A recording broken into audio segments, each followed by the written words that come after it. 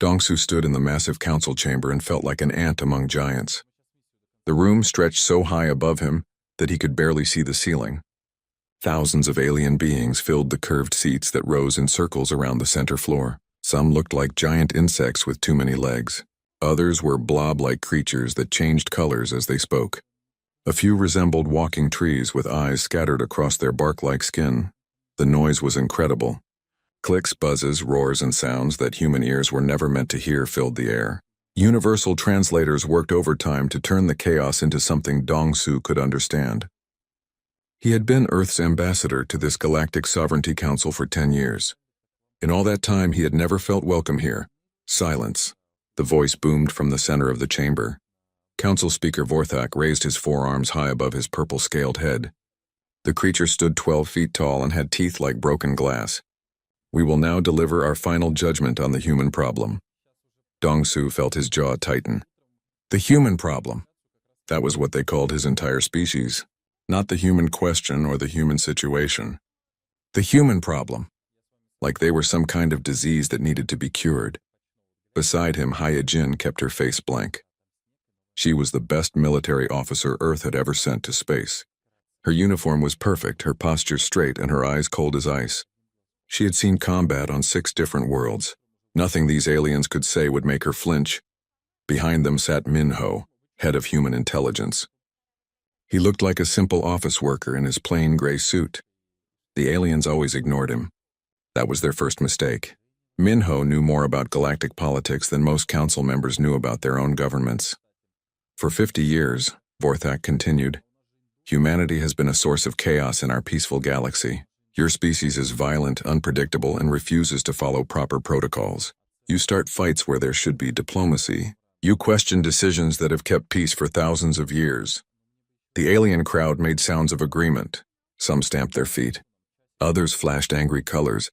A few shot jets of steam from holes in their heads. Dongsu remembered his first day on this council. The Zenthari representative had laughed when Earth requested permission to start farming on empty worlds. Primitive dirt scratchers, the alien had called them. Let them play in the mud while real. Civilizations handle important matters. That was before human crops saved the Zenthari from starvation during the Great Drought of 2387.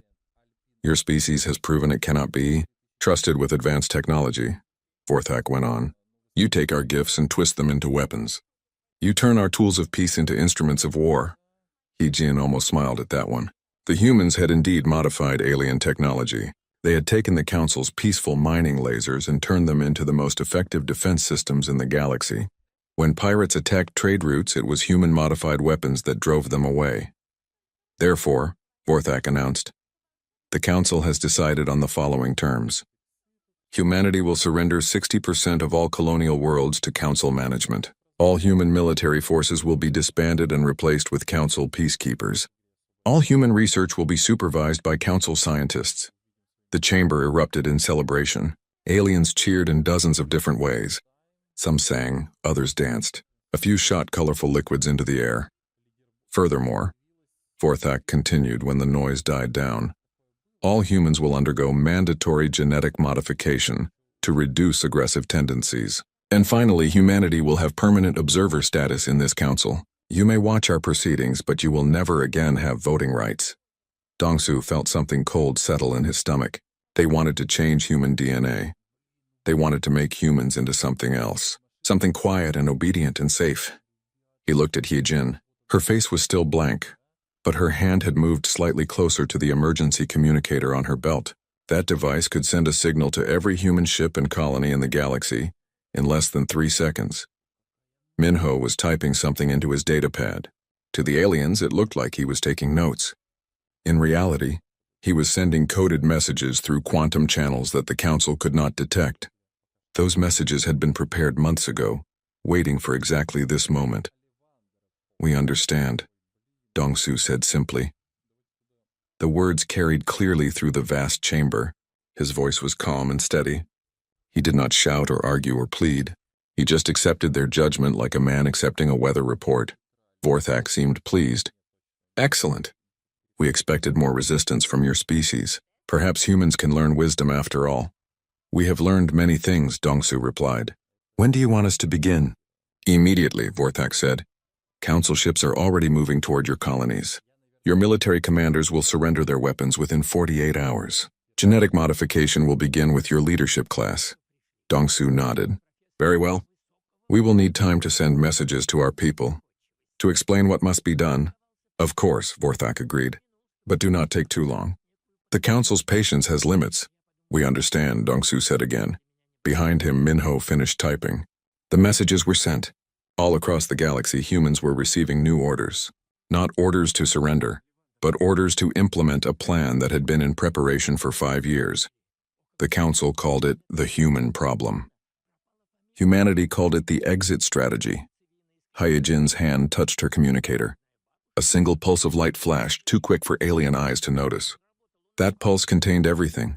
Coordinates, timing, instructions, and most importantly, authorization. The authorization to disappear. Dongsu bowed slightly to Council Speaker Vorthak. We thank the Council for its wisdom. Humanity will comply with all requirements. As they walked out of the chamber, alien voices called after them. Some were cheerful, celebrating the end of human defiance. Others were mocking, making jokes about primitive humans finally learning their place. None of them noticed that the 3 humans showed no signs of defeat. They walked with steady steps and straight backs. They looked like people who had just received good news instead of total surrender. In the corridor outside, Minho spoke quietly. All stations confirmed receipt. Operation Quiet Exit begins in 6 hours. Hyejin checked her watch. The last transport leaves Luna Station in 18 hours. After that, we are officially unreachable. Dongsu looked back at the chamber doors one last time. 50 years of diplomacy. 50 years of being treated like children who needed constant supervision. 50 years of having their contributions ignored and their warnings dismissed. Let them have their victory celebration, he said quietly. They will need the good memories. Boram watched the last human merchant ship leave Caraxian Prime from her position in the orbital control station. The massive cargo vessel Sol Wind was loaded with human families and their most precious belongings. To the Caraxian port authorities, it looked like a normal departure. Just another human trader heading home to Earth for some kind of cultural festival. They had no idea they were watching the end of human presence in their system. The Caraxians were proud of their trading empire. They controlled the main shipping lanes between the galactic core and the outer rim. Their ports were always busy with ships from hundreds of different species. Human vessels had been a common sight for decades. Not anymore. Boram's fingers moved across her control panel, sending final shutdown commands to the automated systems that had been quietly helping Caraxian traffic control for 20 years. The aliens thought their own computers managed everything. They never knew that human-designed programs had been preventing shipping accidents, optimizing cargo loads, and predicting maintenance needs. Those programs would stop working in exactly 47 minutes. Ma'am, her assistant Jiwoo said quietly, I'm getting reports from all sectors. Every human ship is on schedule for departure. No delays, no problems, Boram nodded. The evacuation was going perfectly. Too perfectly for the aliens to notice anything unusual. Human merchants had been slowly reducing their trade volumes for months. Fewer ships, smaller cargo loads, shorter visits. The aliens assumed it was just normal business fluctuations. They were wrong. Across the galaxy, the same scene was playing out. On New Busan, the agricultural world that fed 6 different star systems, Taiyang walked through his vast grain fields one last time. The golden crop stretched to the horizon under the light of an orange sun. This single world produced enough food to feed 200 million beings. In 3 days, it would all be gone. Taiyang had spent 30 years perfecting these crops. He had developed new strains that could grow in soil that other species considered worthless. He had created farming techniques that turned desert planets into gardens. The aliens called his methods primitive because they did not rely on complex machinery. They would learn the difference between primitive and sustainable very soon. The automated harvesters were already shutting down. The irrigation systems were switching to standby mode. The soil treatment plants were powering off. Without constant human management, this world would return to the barren rock it had been before the first human farmers arrived. Taiyang climbed into his transport and headed for the spaceport. His workers were already gone. The research stations were empty. Even the seed banks had been relocated to human-controlled space. Let the aliens figure out how to feed themselves. Meanwhile, in deep space, research vessel Determination drifted silently through the void. Commander Insu watched his science teams work with methodical efficiency. They were copying every piece of data, every research note, every experimental result from their computers onto portable drives. Then they were wiping the ship's main systems clean.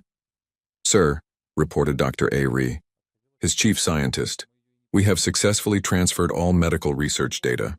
Cancer treatments, genetic therapies, plague vaccines, everything is secure." Insu nodded.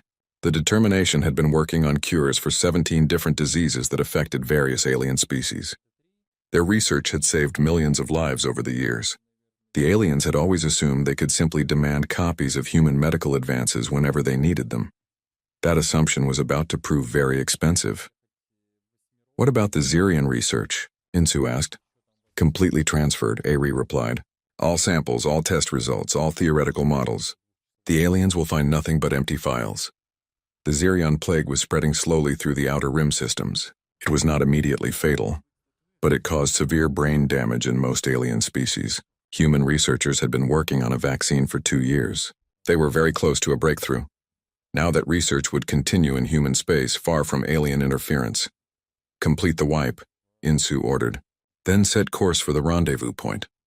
Back on Earth's moon, the diplomatic quarter was unusually quiet. Ambassador Jaewon walked through the empty corridors of the human embassy. His staff had been quietly reassigned over the past month. Security teams, cultural attachés, trade representatives, all gone. The aliens had not noticed. They never paid much attention to human personnel changes. Jaewon carried a single sheet of paper in his hand. It contained humanity's final official communication to the Galactic Sovereignty Council. He had written it himself, choosing each word carefully. The message was simple and direct. No accusations, no explanations, no demands for apology. Just a clear statement of fact. He placed the paper on the council speaker's desk and activated the delivery confirmation system. In a few hours, every member of the council would know that humanity was withdrawing from all galactic agreements. By then, it would be far too late to change anything. The really brilliant part of the plan was that humans had been preparing for this moment for years. Every critical system, every important trade route, every vital service that humanity provided had been carefully analyzed. Alternative solutions had been developed and tested. Emergency protocols had been written and rehearsed. But those alternatives would only work if humans were there to implement them. Communications. Officer Yun-sik monitored the galactic data networks from a hidden relay station near Jupiter. He watched as the first confused messages began to appear. Trading companies were reporting that their human partners had failed to show up for scheduled meetings. Research institutions were discovering that their human colleagues had taken extended leave without notice. Space traffic control centers were complaining about system malfunctions in their navigation computers. Agricultural worlds were reporting unexplained failures in their crop management systems. Medical centers were finding that critical research files had become corrupted. The aliens were starting to notice that something was wrong. But they did not yet understand what was happening. Yun-sik smiled as he began shutting down the relay station. Soon, even these observations would be impossible. Humanity was not just leaving the galactic community. They were becoming invisible to it. The Great Silence had begun.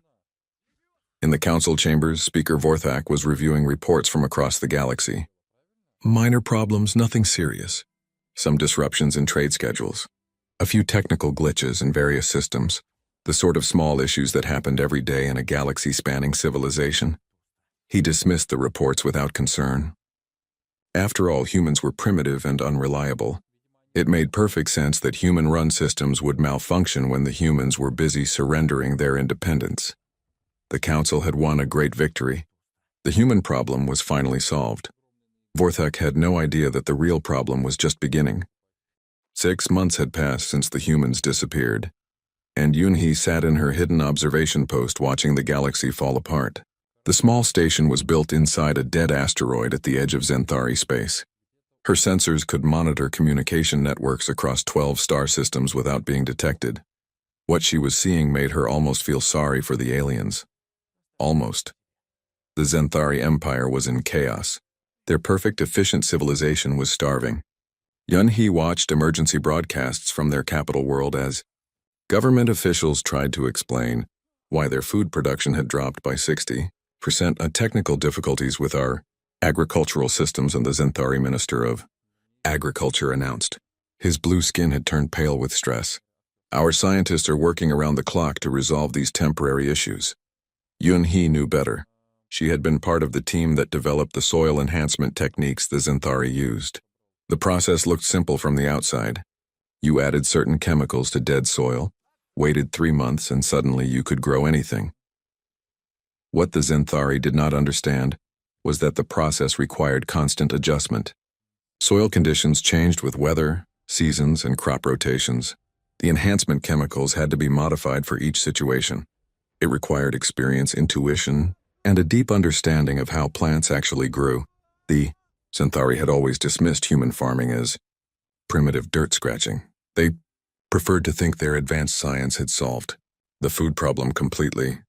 Now their crops were dying in fields that had once fed billions.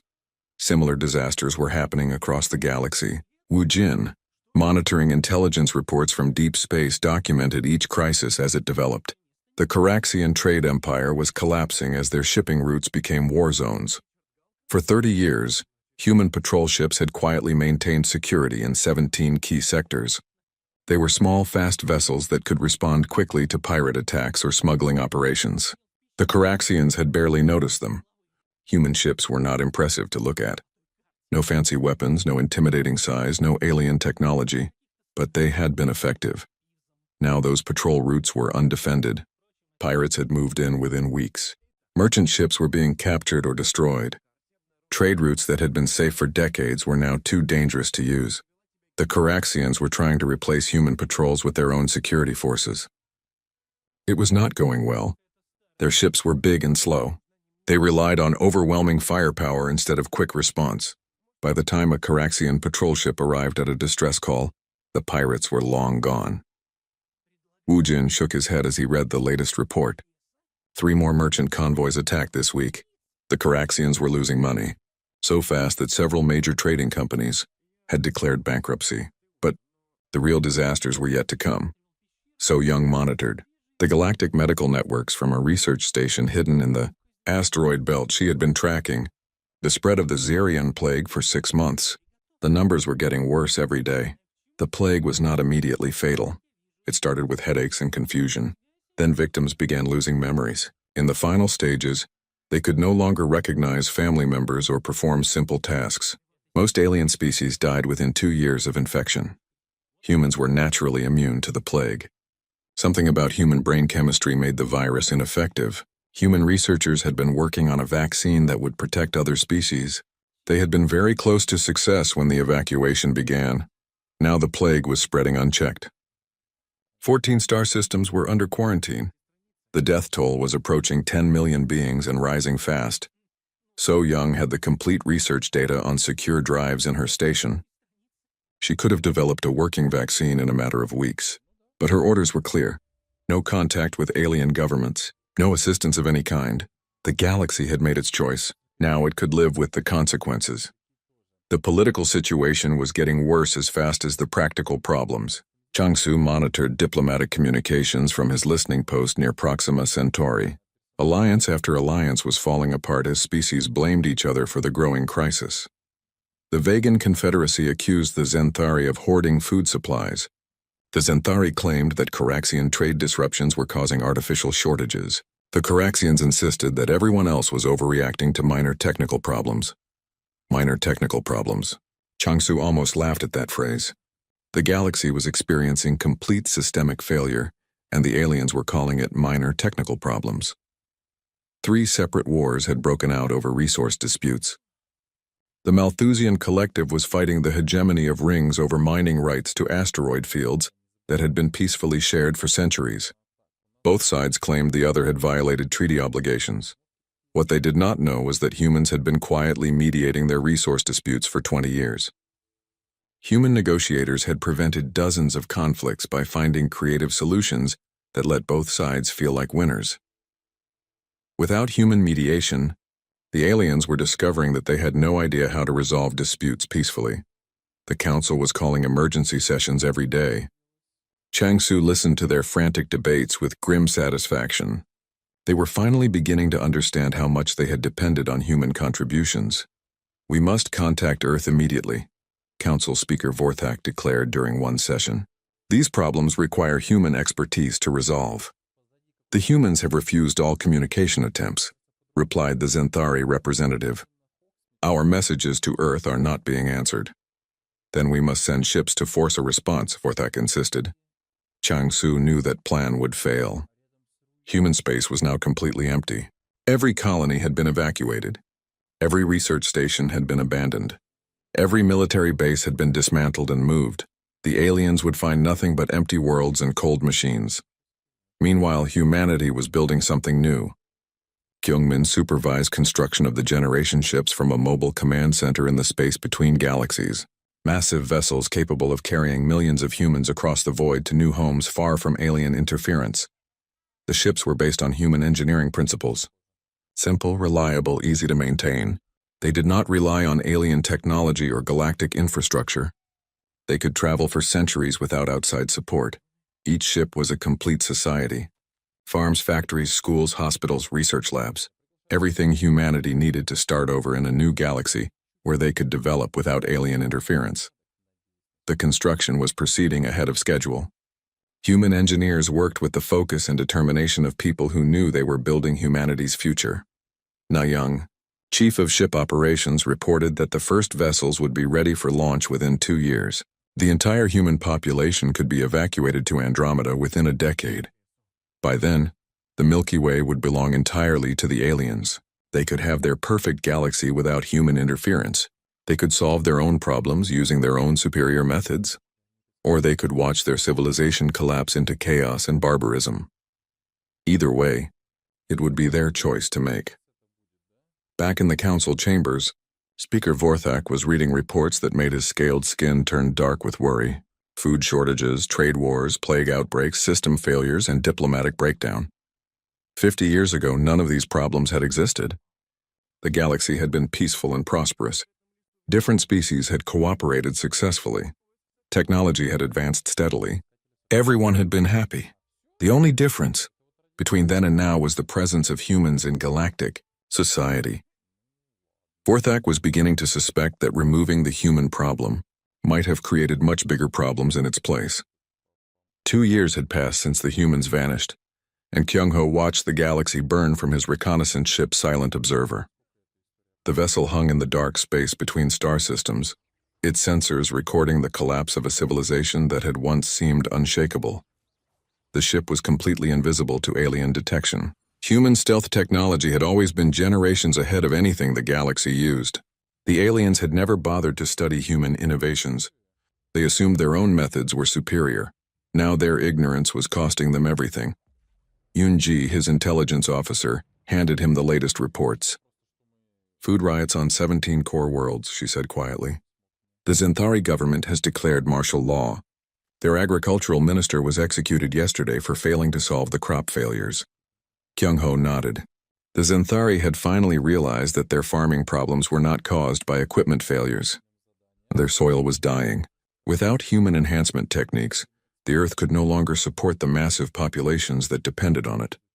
Billions of beings were starving, and there was nothing the Zenthari could do about it. "What about the Malthusian collective?" he asked. "Complete social breakdown," Yoon-ji replied. "Their population control systems failed 6 months ago. Birth rates have tripled in some sectors. Their infrastructure cannot handle the strain."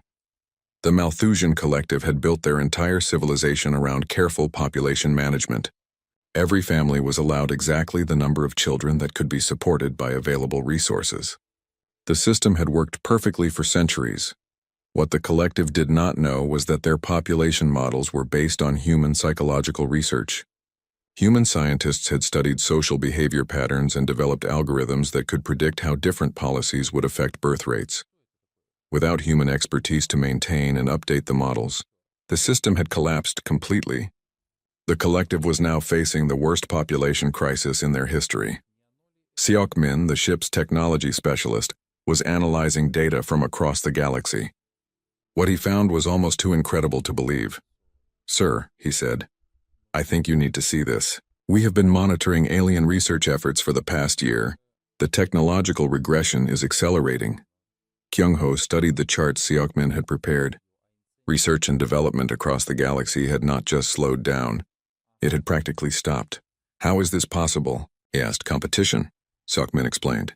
Human innovations were driving technological progress throughout the galaxy. When we introduced a new idea, every other species would try to improve on it or develop something better. That competition forced rapid advancement. Without humans pushing the boundaries of what was possible, the aliens had become comfortable with existing technology. Why develop new solutions when the old ones worked well enough? The results were devastating. Medical research had stagnated just as the Xerion plague was spreading to new systems.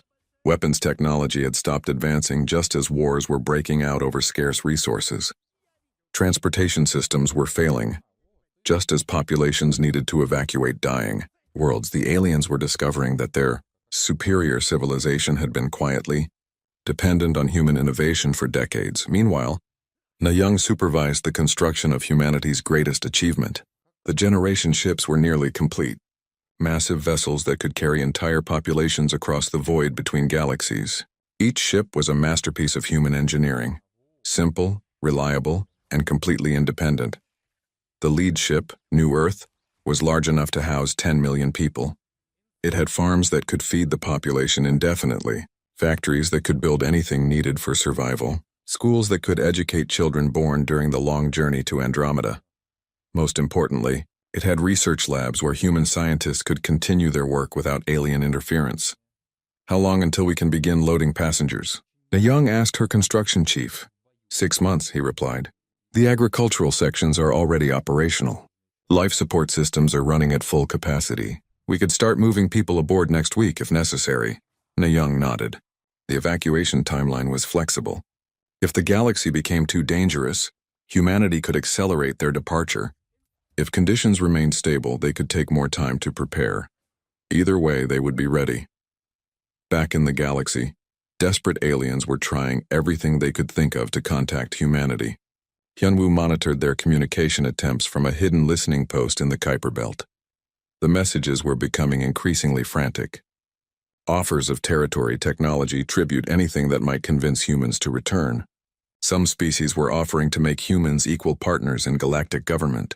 Others were promising complete autonomy over human space. A few were offering to become human vassals in exchange for help with their crises. All messages went unanswered. The aliens were shouting into empty space. Even if humans had wanted to respond, they were already too far away to help. The evacuation was nearly complete. Human colonies had been systematically abandoned. Every research station had been dismantled. Every diplomatic post had been closed. Humanity was withdrawing not just from galactic politics, but from the galaxy itself. The aliens were finally learning what they had lost. Archaeological teams were desperately trying to understand abandoned human installations. They found empty buildings with incomprehensible equipment, computer systems that had been wiped clean, agricultural facilities with no instructions for operation. The humans had been thorough. They left behind nothing that could help the aliens solve their problems. Some species had developed almost religious reverence for human achievements. Temples were built around abandoned human farms. Prayers were offered to statues of human scientists. Pilgrims traveled across the galaxy to visit empty human colonies. They called it the Great Silence. The mysterious disappearance of the species that had been quietly holding their civilization together. But the most desperate attempts to find humanity were also the most dangerous. Some aliens were so panicked that they tried experimental faster-than-light travel to reach distant human settlements. Most of these expeditions were never heard from again. Alien engineers did not understand the principles behind safe interstellar travel. Their ships were destroyed by radiation, torn apart by gravitational forces, or simply lost in the vast emptiness between stars. A few expeditions did reach the outer edges of former human space.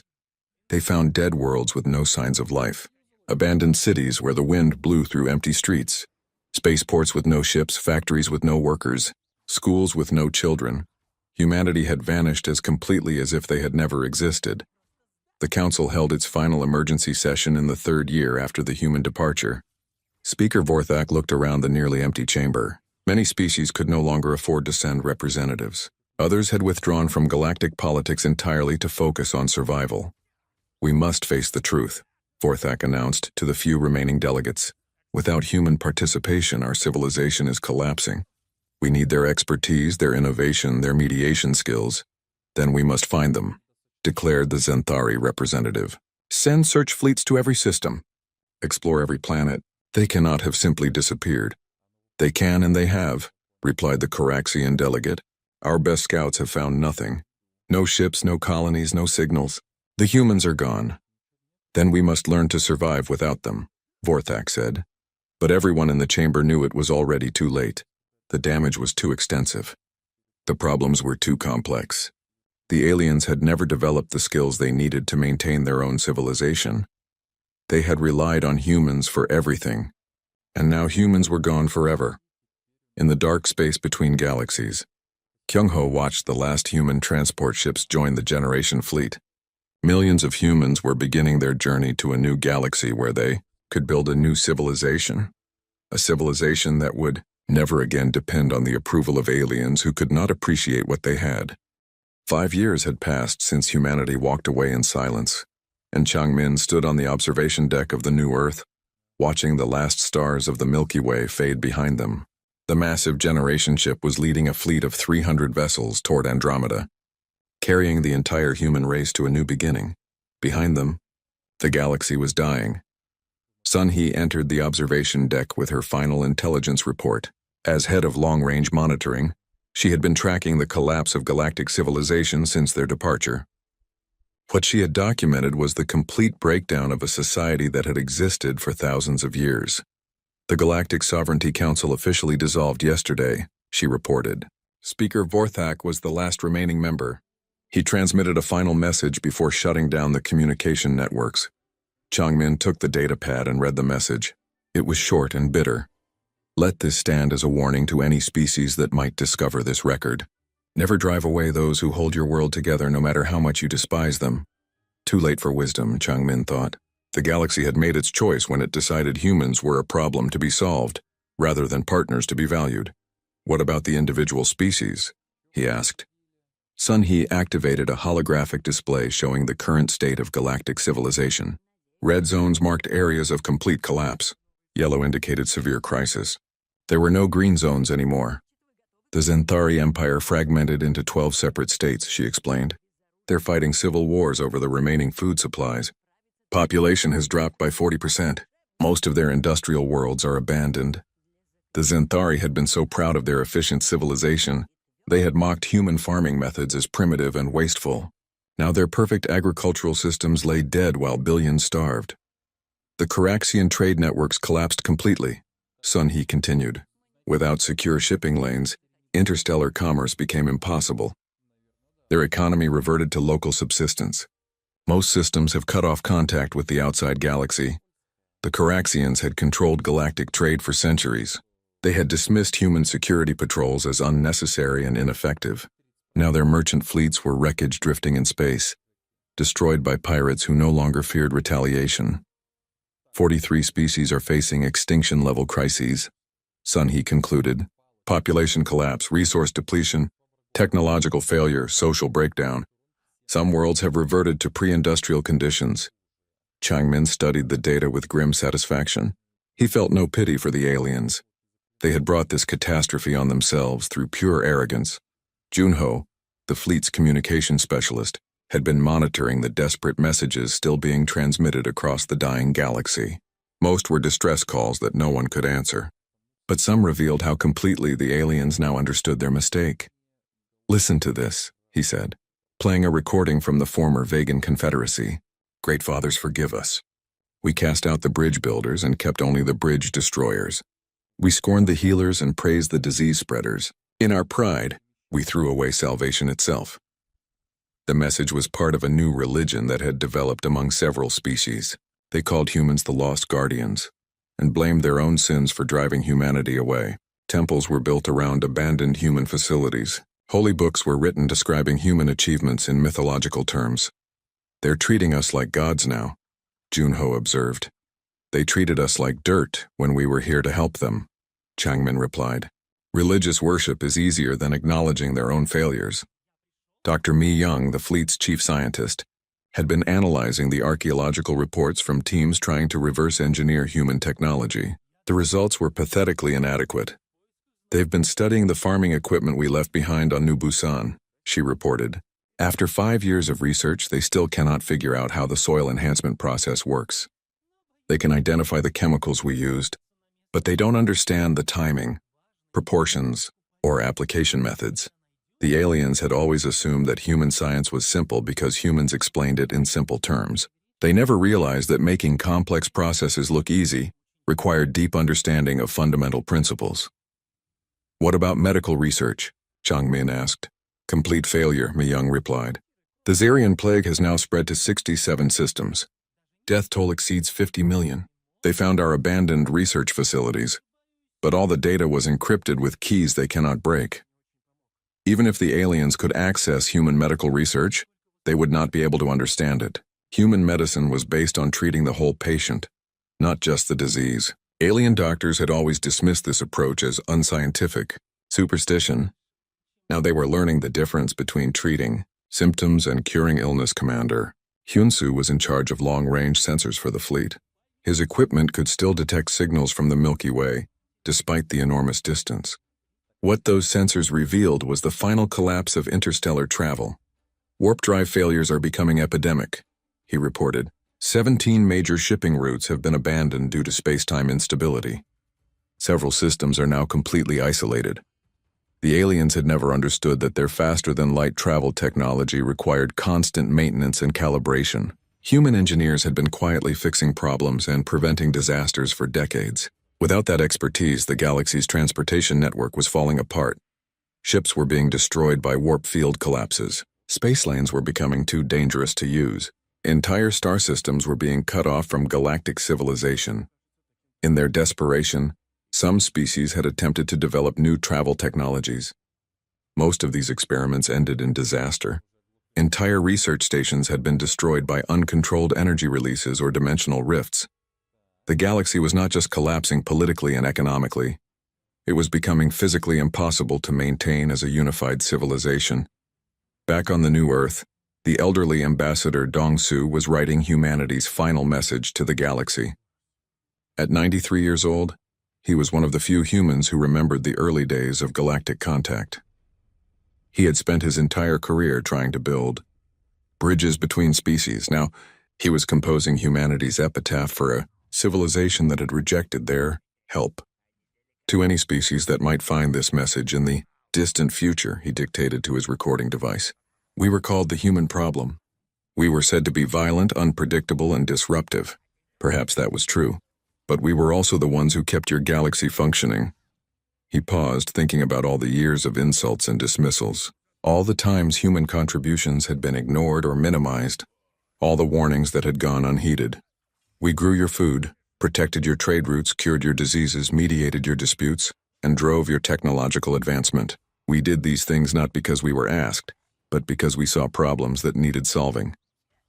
When you finally decided we were more trouble than we were worth, we did exactly what you wanted. We left. We took our problems with us. We also took our solutions. You wanted us gone and we are gone.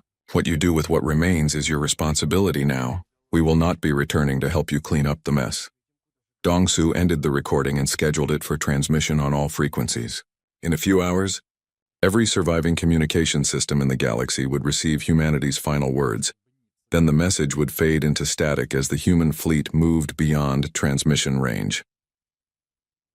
Military Commander Hyejin, now promoted to Fleet Admiral, stood beside Changmin on the observation deck.